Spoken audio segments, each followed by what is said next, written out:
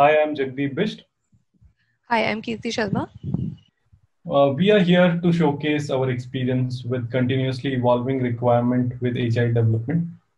As part of our development lifecycle, testing plays an important role, and the main focus of our talk is on testing. Testing is vital to make sure that the code we are delivering is working and is not breaking anything else. As part of our presentation, we'll be talking about a nifty technique to minimize the overall testing time and speeding up the time to market. So, what are we going to talk about today?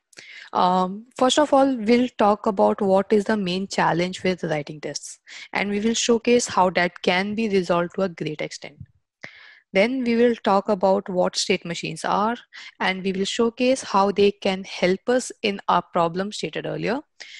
We have built an e-commerce website as a small demo, and we would be presenting the demo of how we take care of optimizing test cases. There will be two demos. One will be focusing on auto generation part of the test cases, and the another one will be on the auto maintenance of the test cases.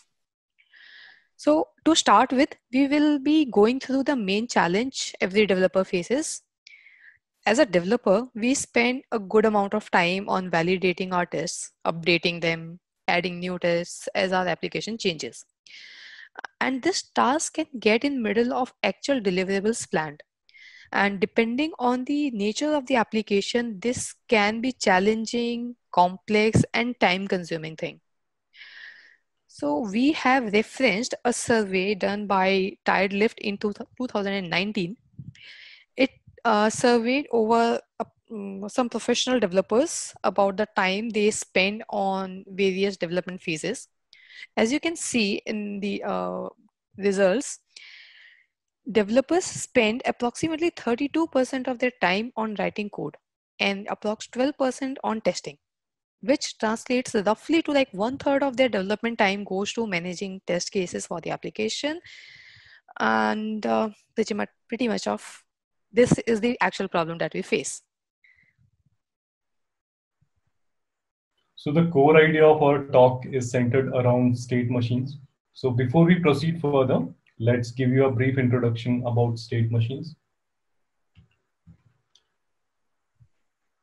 In simple words, a state machine can be described as a model with multiple states, and it can fulfill only one of them at a time.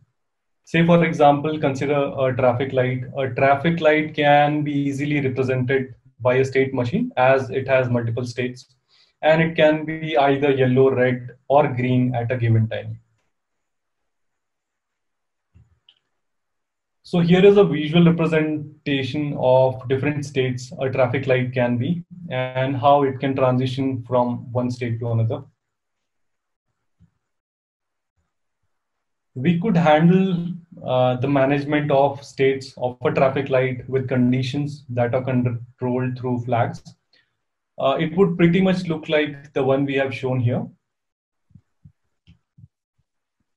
But one caveat of using flag-based check to manage state of the application or UI component is that it puts the responsibility of handling all the scenarios on the developer.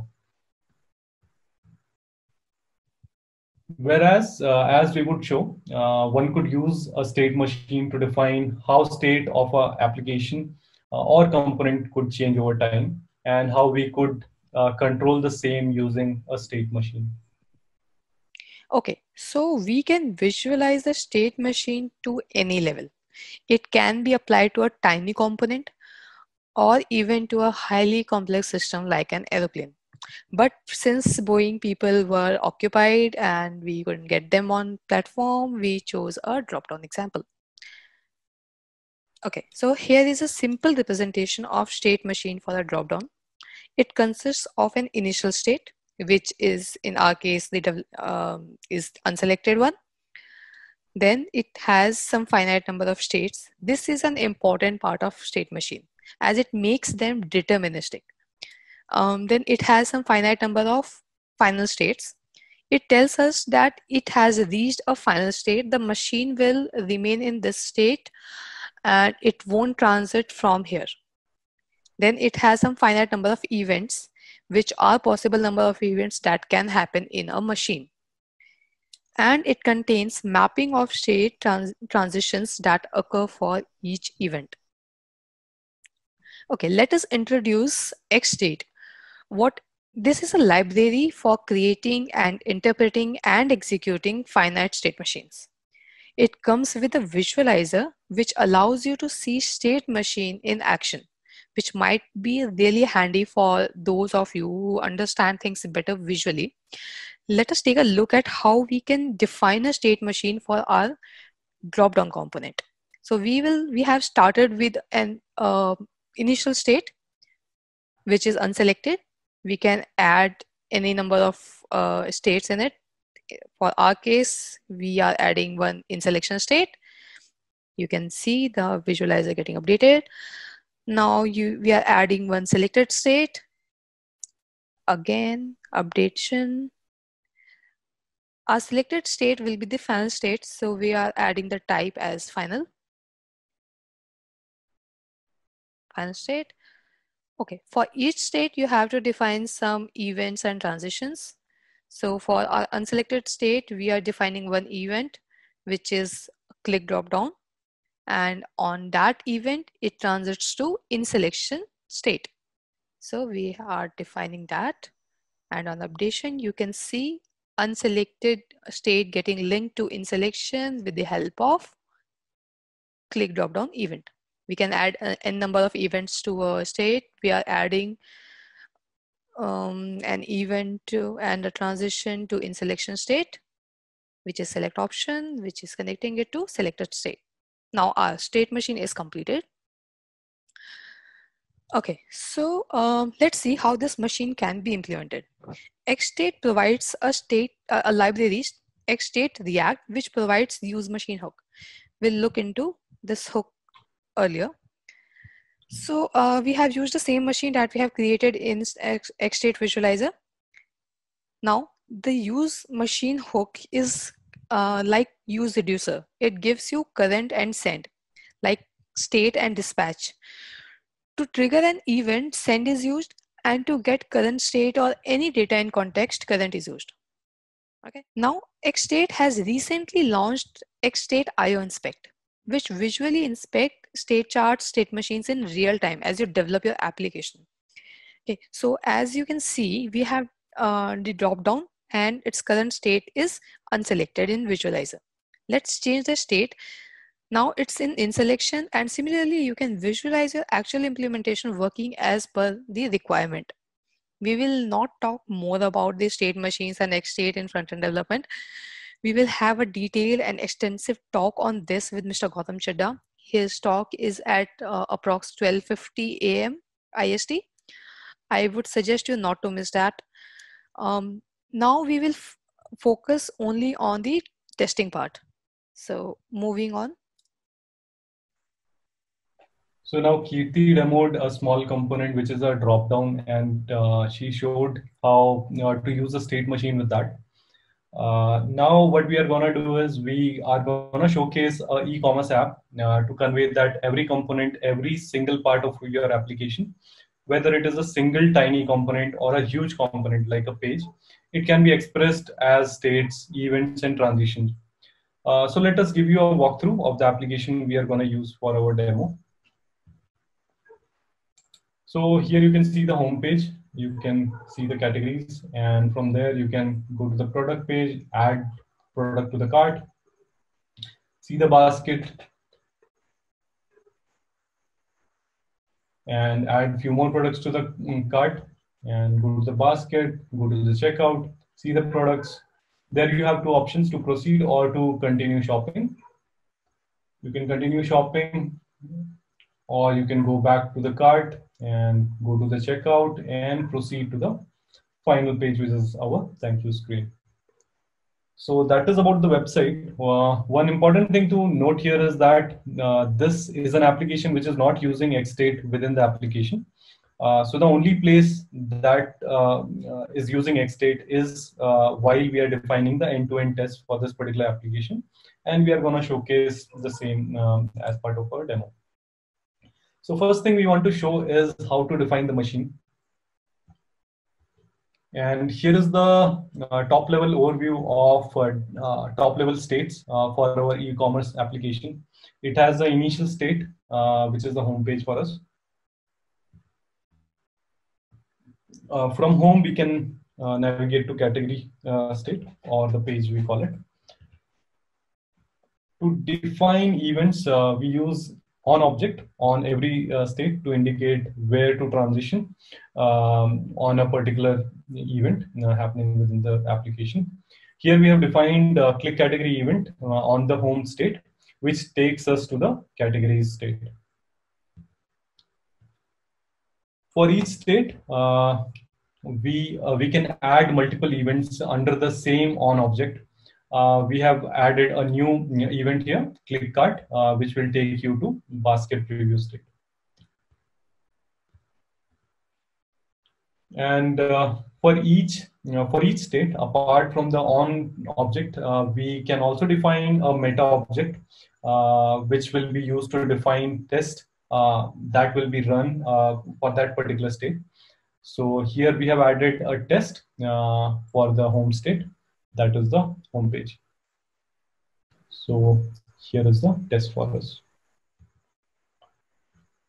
So similarly, we can have each state having different events that are causing transitions to another state or the same state. By same state, I can give you an example of the category state, which is doing a transition on itself after the add to cart event. So here we can see that how we would have a state machine for our application. We have trimmed out the details here, but the gist is like you would have the top level states listed like this. And for each state, you would have an on object under which you would define the events and the transitions that those events will make. And there will be a meta object that will be used to define the test that should be run for that particular state. And same goes for the whole application. Now we have defined the machine. Now the next thing that we have to define is the model. So to define a model, what we are doing is we are using the create model from the XState library, XState test library to be specific. This is used to define the events. So the create model takes the test machine, and for that particular test machine, it is defining an event object. And under the event object, you are defining the events, and what should happen on that particular event is also defined for that particular event. So every event is listed there, and what should happen, what action should happen on that particular event is defined against that. So similarly, we can add more events under the same event object. And the remaining events also follow the same pattern. And we are skipping the details here.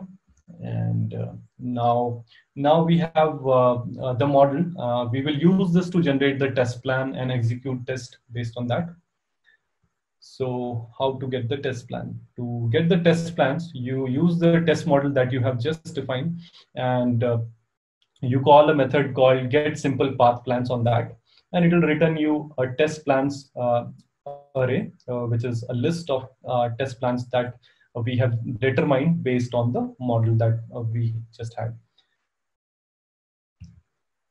So once we have that, we use the test plans list and execute the test on each plan that has come out of this particular model. And here is a complete overview of the complete code that we would have to have. So we are just showing the different states that are there, and under each state you would have on object and a meta object. And on would define the events and the transitions for that particular event, and meta would define what test should run for that particular state. Post that, we have the test models. Again, it will take the test machine that we created earlier, and against that, it will define the events and what action happens on that particular event. And we use the test model, generate the test plans, and then we execute each of them. So now we have seen that now we use all of this code and start running the tests. So now it has taken the code that I just showed you, and it has launched the browser, and it is starting to execute each plan that it has created, and it is starting to test each of that plan that it generated out of the model that we just defined.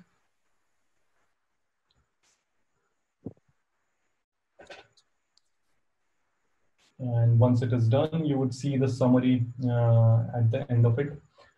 To summarize that, you would see that you would see each state listed here and how much time it took to basically test that particular state, and all the paths that it took to test that particular state, and how it reached to that particular state, and the paths that were taken would be listed here. As you can see, based on the model and the machine that we had defined, it generated 9 tests, and it is running it on its own. As requirements grow, your lines of code grows too. It is a mathematical fact that the lines of code needed to write tests are significantly higher than the lines of code that you write in your application. And that is not the, if that is not the case, then you're surely missing your some test cases. So as requirement grows, the lines of code grows and test grows exponentially. The main problem here is that after some time, the requirements curve slows down as we need more time to write all these lines. In our previous demo, we have seen how we can save time in generating tests without actually writing them. Now we will see how this system will behave when new requirements come. Say for our e-commerce application, client comes with a new requirement that there should be a product page which one can navigate by clicking on the product from the category page.